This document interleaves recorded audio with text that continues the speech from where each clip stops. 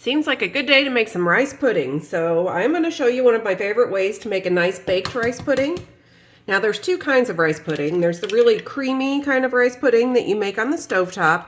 And then there's a baked custardy rice pudding that you can cut into squares and serve. And this is more that second kind of rice pudding.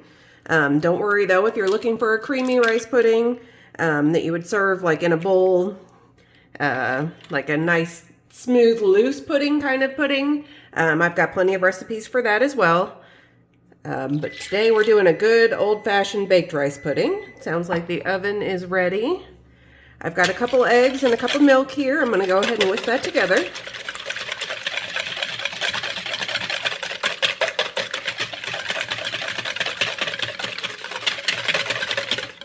And then I'm going to add a can of sweetened condensed milk. This is a great way to get that sweetness and a little bit of vanilla flavor without having to measure a whole bunch or add a bunch of ingredients.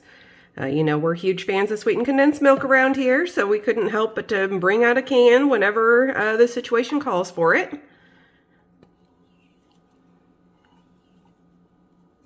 So get all that goodness in there and mix that in real quick.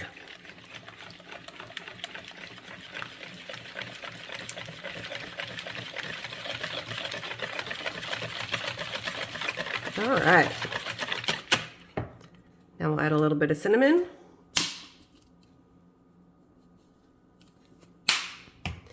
And some nutmeg. Now the beauty of a recipe like this is you can really kind of make it your own. So add more or less cinnamon, use some different spices if you want. You know, it's pretty forgiving, so whatever you have on hand usually works. And it is a great way to use up some leftover rice. All right, now that we have the custard ready, we've got about 2 cups of leftover rice here. It is cooked, obviously. If you have a little more or less, that would work too. If you have a little bit less, you don't really have to change the ingredients much. Just use, you know, as long as you have maybe a cup and a half or so of rice, that would work fine. If you have a little bit more, you might want to just add a splash more milk to make sure that it's not too dry. All right, we'll get that mixed in.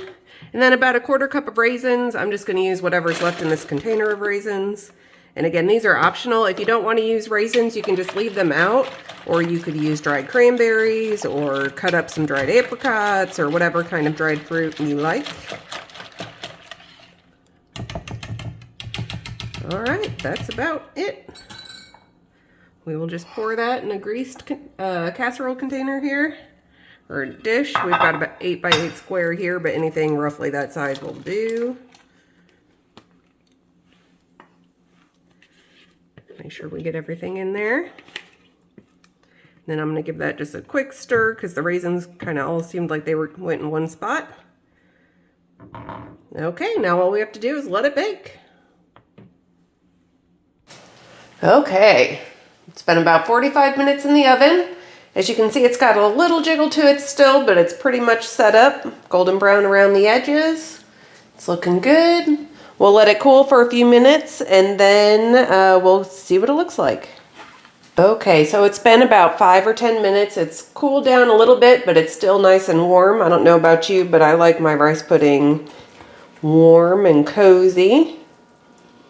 So as you can see, it firms up good enough that you can take a nice slice of it, but it's still good and custardy. It's not dry. So let's give it a try. Okay, here it is.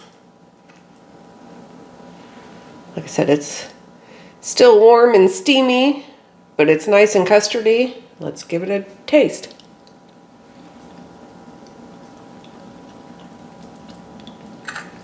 Yeah, that's really good. It's definitely custard forward with a little bit of rice and raisins in there. It's just a good classic old-fashioned dessert. I hope you give it a try.